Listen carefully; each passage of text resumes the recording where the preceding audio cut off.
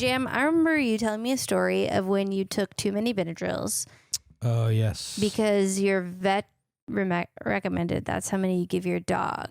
Yep. And you were like, I'm bigger than him. Yeah, it was definitely not like a really well thought out decision, but that is accurate. My dog was small. He still exists. I just don't. He lives with my mom now. He is small and a beagle, and he had allergies seasonally, or if I ever took him somewhere else to like a different climate, and there are like probably more proper medicines to give him, but his vet did say in a pinch, giving him 2 Benadryl. Which, do you happen to know what the milligrams are of the standard Benadryl? No idea. I want to say they're 25, but I could be wrong. And so a particular morning that I was having really bad allergies and I had run out of my usual, I usually do use like Zyrtec or Xyzal or Claritin, something like that. Mm-hmm. So I grabbed the bottle of Benadryl instead and took 2, thinking the amount my dog took surely should be a mild amount for a human being, or the appropriate amount.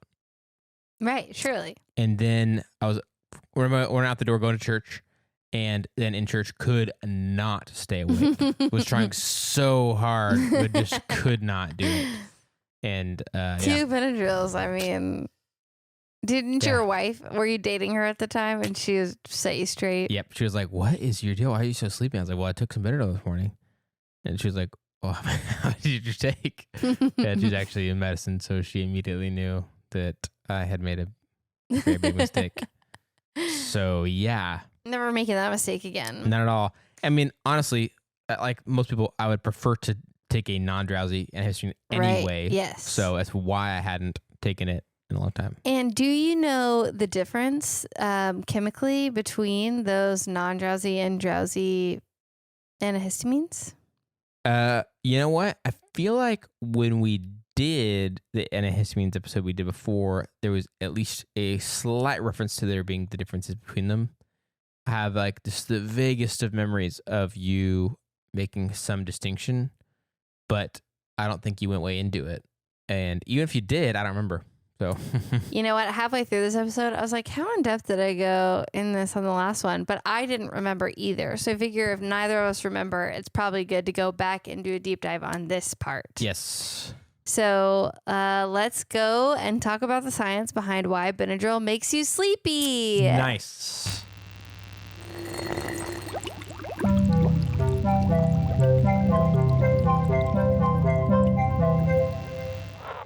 Hey, I'm Melissa. I'm Jam. And I'm a chemist. And I'm not. And welcome to Chemistry for Your Life. The podcast that... Okay. I was like, whoa, he doesn't normally mess that up. Helps you understand the chemistry of your everyday life. Okay, Jim, now we've talked about this before, like we mentioned, and you can go back to that episode if you want to hear the first time, but I'm going to do a quick review of sort of what allergies are and what antihistamine does. Okay. So when our bodies recognize an attacker, which they mistakenly think that pollen is, right, they will release cells, their molecules that send signals to the rest of our body to, send out the troops, send out the things that are going to take care of this attacker. And one of the signaling molecules is histamine. Histamine is an amine. That's a functional group that's present on it. There's a nitrogen with some hydrogens around it. Amine, and then I guess histamine is sort of the colloquial term, but that's why it has that word amine in it. And it binds to a receptor designed for it. It is called a histamine receptor. And so when histamine binds to a histamine receptor, then they know like, oh, it's time. We need to react in a certain way. It might be itchiness. It might be, like changing the dilation of the something to make your nose runny or to, turn red, whatever. It's like an immune response. Right. So And let's fight this attacker. Yes, we've had a whole episode on that. Mm-hmm. And so they typically antihistamines are typically designed to bind to the histamine receptor without causing that biological response. So basically playing musical chairs and beating the histamine to the receptor. And so that's why it's good to stay on top of your allergy medicine. We talked about like it's better to take the allergy medicine first because the histamine has already binded to the receptor if you're already experiencing the response. And I remember you sharing that with other people after we did the episode. Yes. I think you argued with Brad about it, our friend Brad. Yeah, I do have a vague memory of that. So if you can essentially get your antihistamine to the histamine receptors before your body knows that something is happening and block it out, then the histamine will be released in response to the pollen or whatever, but you won't actually have a response. That's sort of the basics. This is how allergies and antihistamines work. So, let's talk about chemically how they do that, because I don't think we talked about this last time. Okay. So, typically the way that antihistamines work is they have two aromatic rings, and the aromatic rings have this aromatic rings. The name aromatic comes from what it sounds like is they were compounds that smelled really good. But it so happened that these compounds that smelled really good, like vanilla, had these rings that were extra specially stable. And they have alternating double bonds in a certain pattern, like that makes them really stable. And one of their features is that they're also flat. So benzene is a aromatic ring, and it is literally just 6 carbons that is perfectly hexagonally flat, the way that these atoms are arranged. Whereas other atoms have like a 3D shape and they might be sticking up in different ways. Aromatic rings, it's like, okay, we have a flat molecule. And so the way that antihistamines work is they have 2 aromatic rings that are pretty close to each other. So if you put your hands out flat, like parallel to the floor, and you start to imagine bringing them close to each other, well, both of these are just clouds of electrons. So as they start to come close to each other, they're going to start to repulse each other. And so what you end up getting is a flat benzene ring and another one that sort of is repulsed at an angle. So you have 2 benzene rings, and instead of making like a full, they're just right next to each other, cozied up, they sort of give like a off center, sort of like a crooked T almost. If you're watching the YouTube channel, you can kind of see how my hands are, but for our audio listeners, it's like instead of going thumb to thumb, your thumb is pointing towards like the palm of your other hand. If you have your hands parallel, they start to come near each other. Your thumb's going to repel one another, and so one thumb sort of slides up over the other, and your left thumb will get near your right palm. So that weird shape is actually very convenient specifically for the histamine receptors, because the histamine receptors are almost entirely blocked by and fit this weird offset benzene ring shape perfectly. So they block the majority of the histamine receptor. So these 2 big aromatic rings are like perfect for that. And that's how antihistamines work, is those 2 aromatic rings, and there's also an amine on them. So the amine binds on the one side, and then the 2 aromatic rings bind on the other side. And so it's like no histamine can come here. Did you say it is benzene, or you were using benzene as an example of aromatic rings? Oh, the benzene rings are on there. Okay. But other aromatic rings would work too. And benzene rings, I know we've talked about how benzene's a carcinogen, but benzene rings inside of other molecules or attached to other molecules, they're not carcinogens. There's benzenes all over the place. Right. I think you said that's pretty common. Yeah. Yeah. Like, but in some cases where it's something's different about it, it can be not good. If it's just benzene by itself, it's not good. So if you just have like a bottle of benzene rings on your shelf, that's not good. But like vanilla is the foundation of benzene, but it has like little functional groups around it, like little molecular tweaks, and then it becomes safe. So it's kind of weird, but true. So one's a carcinogen, and then you add a few oxygens, and it's a delicious smell and flavor. So it's just weird, but that's the way it is. Or like benzene's a carcinogen, but it's also the foundation of tons of molecular signals that our own bodies make. But because we've adjusted a few atoms on it, it's no longer dangerous. Got it. Chemistry's weird like that and cool. So for Benadryl, which is the molecular name, or is actually the common name, it's still not the chemistry official name, is diphenhydramine, and diphen is for 2 phenyl groups, and phenyl is another name for benzene. And then there's an amine sort of on the other side. There's like a long chain that connects to an amine. And so ultimately we get these 2 big groups and an amine, and that is all that antihistamines were initially. We call those first generation antihistamines. And so they're pretty non-polar. There's like a slightly polar part, but benzene rings equally share the electrons around them pretty well.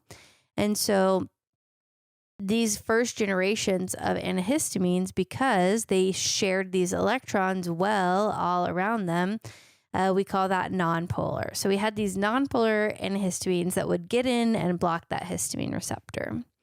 And we've talked before about how non-polar things interact well with other non-polar things, but they don't like to interact with other polar things. Right. So like oil and butter mix together because they're both non-polar. Mm-hmm. But water doesn't really mix well with either oil or butter. Right. So another feature of these non-polar antihistamines, this first generation of antihistamines, is they could block the histamine receptor, but they could also go through lipid membranes or other types of like membranes in our bodies because those things are non-polar. Oh. And one key membrane that's non-polar in our body is the blood-brain barrier. And Claire mentioned this when she came on our episode. Uh-huh. But I wanted to dive a little bit deeper and talk about how, and I think she actually alluded to the fact that some things could not cross the blood-brain barrier. Uh-huh. But that's why we can't just take pure dopamine, right? Right. But I don't know that she talked specifically about antihistamines, but this first generation of antihistamines that were not polar, they did a really good job blocking the histamine receptor, but they also did a really good job crossing the blood-brain barrier. And when they cross the blood-brain barrier, which is also non-polar, then they start to have an effect on our central nervous system, which is why we experience side effects like sleepiness. Got it. So, and that's not good. Right. We don't want that. So it's not good ever? Like you basically never want to take those? Or it's more like it's just not a desirable side effect. Right. And I do... I can tell you that. Yeah, you know for a fact. And I do think I recently read, so don't quote me on this. This is like, I think this, I'm pulling this off of my brain somewhere, that long-term chronic use of antihistamines that cross the blood-brain barrier can have some long-term negative effects, like potentially are a predictor for Alzheimer's, I think. Whoa. Dang. I'm not 100% sure on that. But I also follow, or like sometimes an allergist videos pop up on my TikTok. And like, I've not vetted this guy, so I'm just assuming he's an allergist.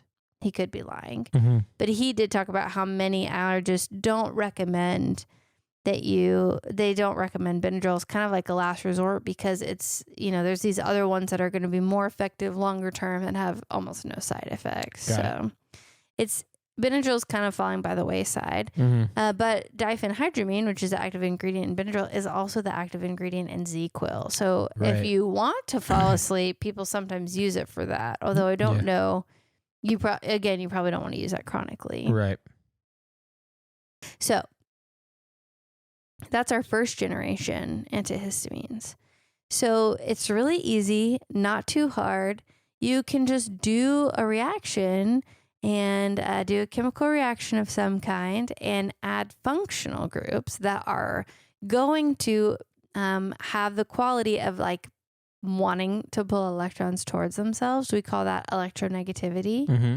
If you do a reaction and add a functional group and add an electronegative atom or electronegative functional group around that benzene ring, or either of the benzene rings, I guess, it can change the polarity of the molecule overall enough that now it's not going to want to interact with the blood-brain barrier, but it will still block the histamine receptor. Got it. And those are the new generation of allergy medicines, your Claritin, your whatever it is, you know? Uh-huh. And so that's all they have to do is just like this very basic concept that we've talked about a lot about polarity and like dissolves like or like interacts with like. They take advantage of that. And instead of having like the butter and oil that mix well together mixture of, non-polar antihistamine, non-polar blood-brain barrier, they make the antihistamine still have the same basic function.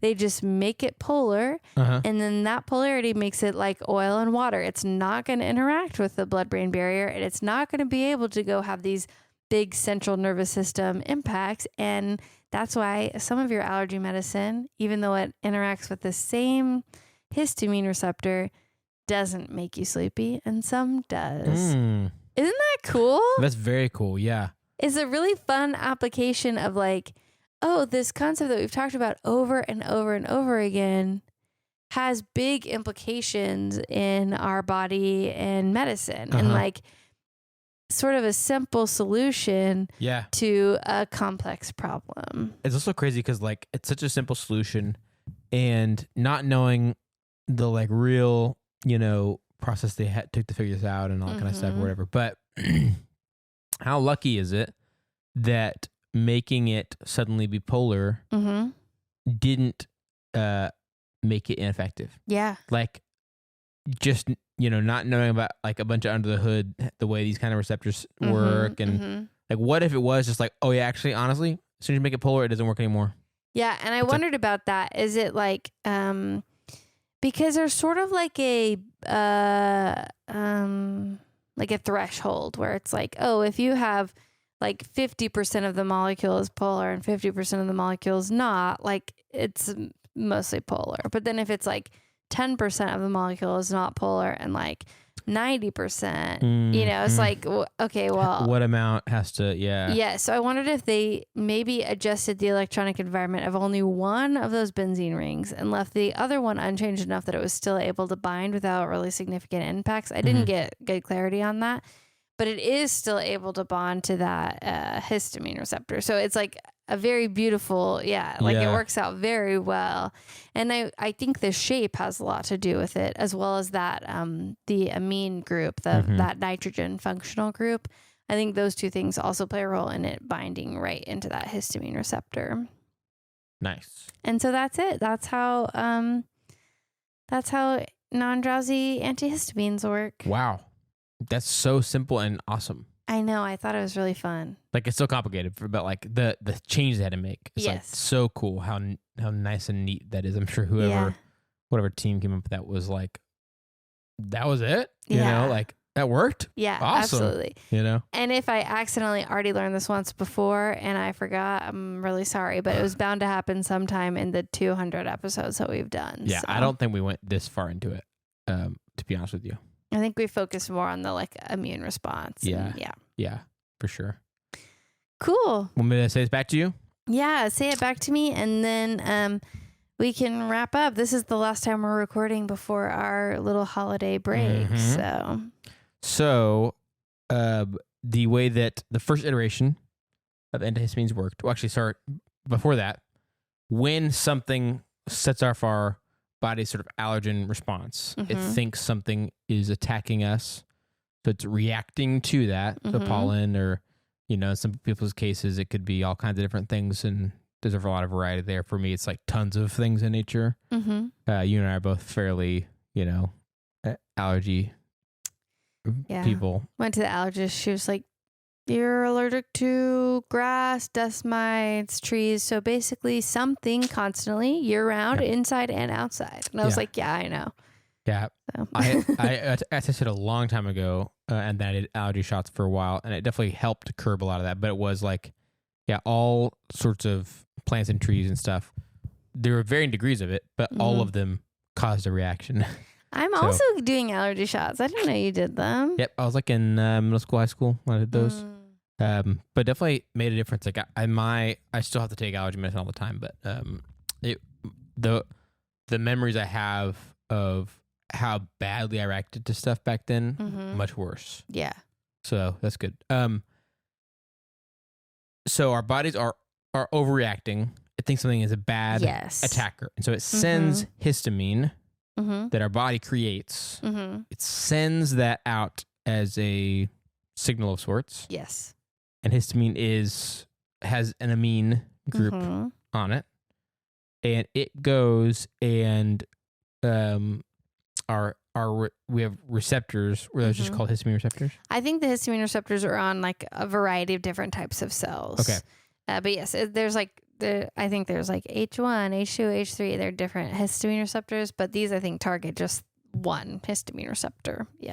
And when those do receive histamine and they successfully receive that signal, the histamine molecules come and the receptor gets to attach to it, whatever it is, that will create all kinds of these responses that we are used to experiencing when our allergies are going nuts. Yeah, the worst. Runny nose suddenly, runny, tearing up, kind of runny eyes and itchy skin or whatever else.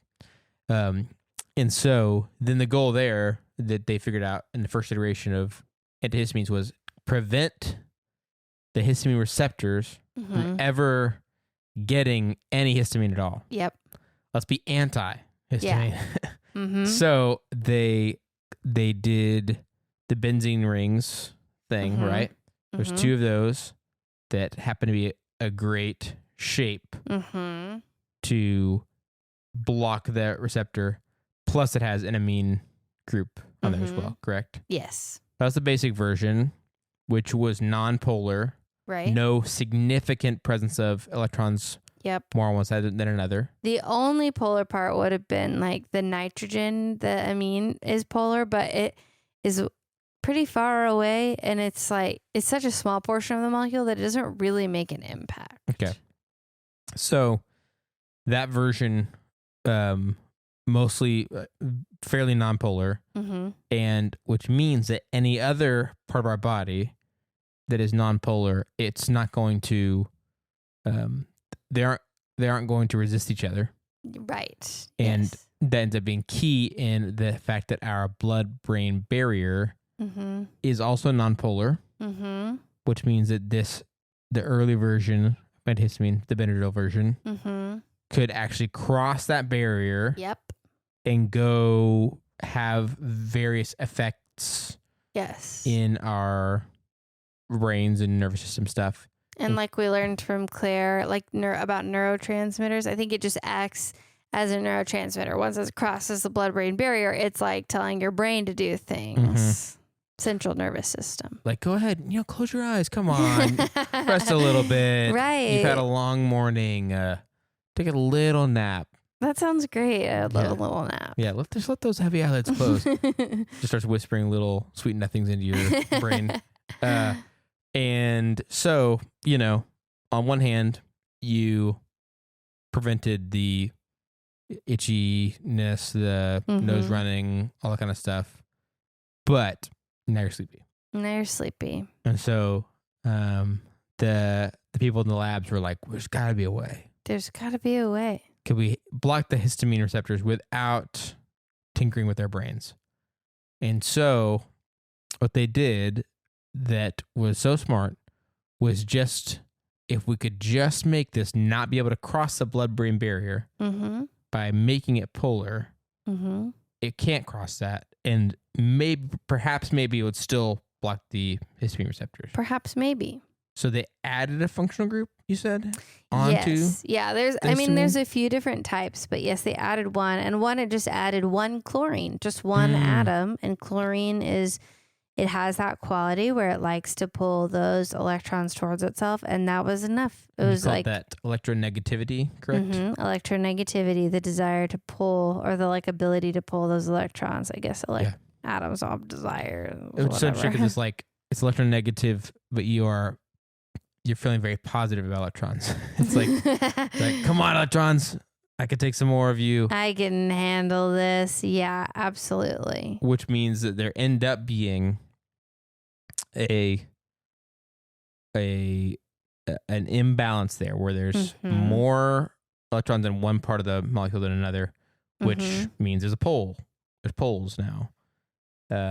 So when it goes, still blocks our histamine receptors just like the original design, but as it's dispersing itself throughout our body, it cannot cross any of the non-polar and interact with any non-polar things like crossing our blood-brain barrier. Which was crazy about this, that helps that I remembered from the Claire episode too, that I just never really thought about, is when she was like, yeah, these medicines we take, they don't know where to go. They go everywhere. Yes. Which really makes a lot of sense here, because I think I would have maybe just kind of happened to think like, why is it going over there? Yeah. But it's like, well, it's because they go everywhere. They're going everywhere. And so it's how nice it is to, in this case, be able to control that it can't go somewhere that you don't want it to go. And that's great. Okay, so here's the thing that pictures of it that I found in the textbook that I brought this from. Shout out David Klein. You have a really good everyday life applications in your OChem book. But see, here's the structure of Benadryl up here, diphenhydramine. And you can Google this somewhere. Where is it? 17.3. I just had it. It's like 2 benzene rings with a nitrogen in the middle. Here. Okay, so right here, this is like and this is similar to benzene, or to Benadryl, where it's like mostly nonpolar, not too much going on. And then they add a lot of things now. You see how there's way more things here?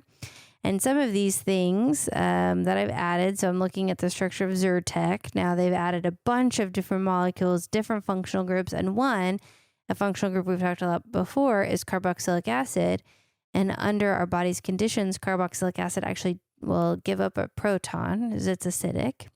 And then it becomes negatively charged. And then if it's negatively charged, it's really polar.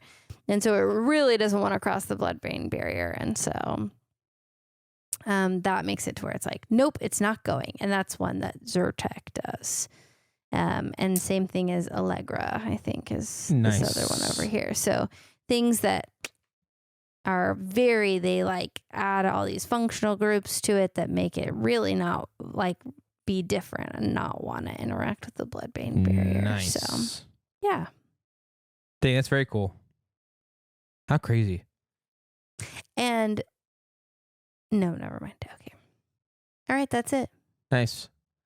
What is your current antihistamine of choice? Oh, that's a good question. On the daily. Yeah. So actually, and I should have looked this up. So I was taking Claritin, which is loratadine or loratadine is like the whatever name. Well, they have a new version of that called desloratadine. Whoa. And it is prescription only because I'm getting my allergy shots, and so I have to take it regularly. Got it. And I was going to look at the molecular structure and see. Let's see here. Let's see. Oh, it does still have our 2 groups, but I would expect it to actually function a little bit differently because it doesn't have the ability for them to rotate into that weird shape. So, oh, here we go. It does take kind of the weird shape. All right, there we go. So, so I take desloratadine prescription, and I have to go get my little shots now. And I've How noticed. often, like once a week or once a month? Or no, right now I'm in the build-up phase, so I go multiple times a week to get shoot it up. And I started this summer, so this is kind of interesting. I started this summer, and I went up all the way through, like they have different levels of concentration, and so I was like into the 2nd level of concentration. And then we went on our long trip, and I started my new job, and for like 2 months, I just could not make it over there. So then they started me all the way back over. In the first round, it was so itchy. Like before I went on my trip, I was like, these shots are so itchy. Left, came back, started back over, and none of them were itchy. And I was like, I know they had to start over for safety, like to make sure. But I think that like starting back over showed how much immunity I had gained because it was like they were so itchy the first round, and now they didn't get itchy until I'm like into now the third level of concentration, and now they're itchy again. So right now I have to go multiple times a week, but after this concentration starting in January, I'll only be able to go about once a week. Okay. Because it'll be more concentrated. Right. So yeah, allergy shots. But I do think they help. Yeah. So, which is crazy. Yeah, that's crazy. So what about you? What's your allergy of choice? So my allergy of choice. Your allergy. Yeah. What's your allergy of choice? Well, I'm very allergic to cedar. I didn't choose it though. So I was a big Zyrtec guy for a long time, and that's still probably like my fave in terms of just like, trust it, support it, Yeah. Obviously they're not a sponsor, unfortunately, but there's the common thought, which I've never really looked that into, but that it's good to change it up a little every once in a while. Which seems to make sense, doesn't hurt anybody. Yeah. And so I would change to Claritin, but I always felt like it wasn't as good. That's how I felt about the opposite, about Zyrtec. My wife who works in medicine did tell me that Claritin isn't as good. Interesting. She said it's just not. It's like not. I think it's not as bad. Well, maybe the new version is better. And I have no idea. I didn't ask her to explain it. I just was like, sounds good. But so what I did was I would do that, but I was like, I think it's good though still to do it because it didn't do nothing. And then I'd finish that bottle and go back to Claritin. Go back to Zyrtec. It seemed like, oh, this is great, So good to switch it up. But then there's a newish one that I don't know what the actual name behind the brand name is that Em told me to try the most recent time that I need to change it up, called Zysol, which I mentioned earlier. And that one is better than Claritin, and so in my very limited experience, and so I just switched between Zyrtec and Zysol, and they seem to be both quite good and maybe just different enough from each other. So I had Zysol whenever I was getting hives. I think that might have been before we started the podcast, but there was a time in my life where I was getting hives like regularly because grad school was hard. And I think it made me sleepy, which it shouldn't have because it doesn't cross the blood-brain barrier. And they were like, it does have that effect on some people. So just stop taking it. Wow, that's crazy. I know, isn't that I had weird? never even noticed it until I had to buy a new. I was gonna buy a large bottle, and just take it every day, so I don't have to buy a new bottle except for like every 6 months or something. Yeah. So I didn't even ever notice it in the aisle of antihistamines until this most recent time, and then I asked him. She's like, "Oh, that's a good one. Yeah, you're trying to do not. Oh, yeah, you could take that one." Yeah. But I'd never even noticed. I didn't realize it had been around that long. Yeah. When I got it was prescription. Oh. So I bet that it's now changed. it's further. Yeah. Because they'll do it's like where they roll it out as prescription and then it becomes over the counter. So you're kind of like beta testing it. Yeah, I was kind of, and I was like sleepy. But also I wonder, I'm like, was I just sleepy all the time then? Right. Because of grad school. Who's to say? Yeah. Once you're through with the current one you're in, and you can go back to over the counter one in the future. You should try it again and see if it does that. Yeah. That'd be kind of cool. I always just feel like there must be something about Claritin that worked well with my body chemistry in particular, because I do remember switching to Allegra and Zyrtec and like trying these other ones and being like, I don't feel like this is working very well. Yeah. And switching back, and with Claritin, it's like if I start to notice a sniffle and I take it, it's like clears it right up. Yeah. Which is why she gave me the new Claritin, like the upgrade version. So I don't think I've ever done Allegra, but I think Em told me it's really similar to a certain one of the ones I already take, and so it wasn't gonna be different enough. Yeah. But man, if only we could get her on real quick to explain this. Yeah, we've tried. She's not interested. Mason will come on, but she won't. Yeah. All right. Well, thank you so much for getting excited about allergies with me. I thought this was kind of a fun one as we're moving into spring from here. We're in January at this point, even though we are still at the beginning of December. Right. You know, we're moving into January when this comes out, and allergies are coming for us. And they say that my allergy thoughts are supposed to make this season better. Ah, nice. So Very hopefully cool. I don't get a really, really bad round of allergies that I think is a infection and cold, Yeah. which has happened in the past. So Well, thanks for teaching us all about that, and you're preaching to the choir about this kind of stuff. yeah. You're like, you didn't have to beg me to be interested in antihistamines. I'm already interested. I'm already very dependent on them. If you have a question, a thought, an idea, something you wonder in your everyday life, is this chemistry? Please ask us on our website at chemforyourlife.com. That's chemforyourlife.com to share your thoughts and ideas, questions with us. It could be in our Q&R Ask a Chemist episode. It could become its own fully new episode. You never know, so send it to us. If you'd like to help us keep our show going and contribute to cover the costs of making it, you can join our super cool chem community of patrons on patreon.com/chemforyourlife. That's patreon.com/chemforyourlife. You get cool perks, ad-free feed of the show, thank you notes, behind-the-scenes stuff, special exclusive monthly bonus episode just for you, just for members of the community.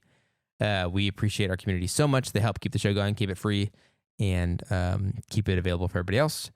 And if you'd like to do that, again, patreon.com/chemforyourlife. But if you're not able to do that, you can still help us spread the word about chemistry by going on your favorite podcast app, writing a review on Apple Podcasts and Spotify, subscribing on YouTube, leaving a comment over there. Those things help us to be able to be found, discovered, and help other people to have the explanation of the world around them that is chemistry in their everyday life.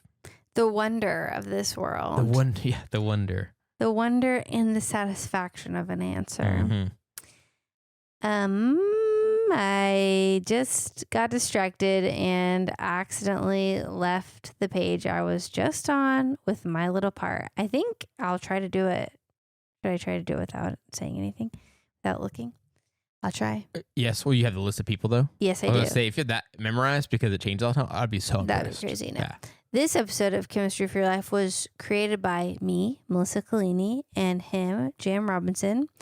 Jam Robinson is our producer, and our show would not be possible with. And the amount of encouragement, in addition to the financial support that we get from our Patreon, is just so much. Our community is really so helpful and so encouraging.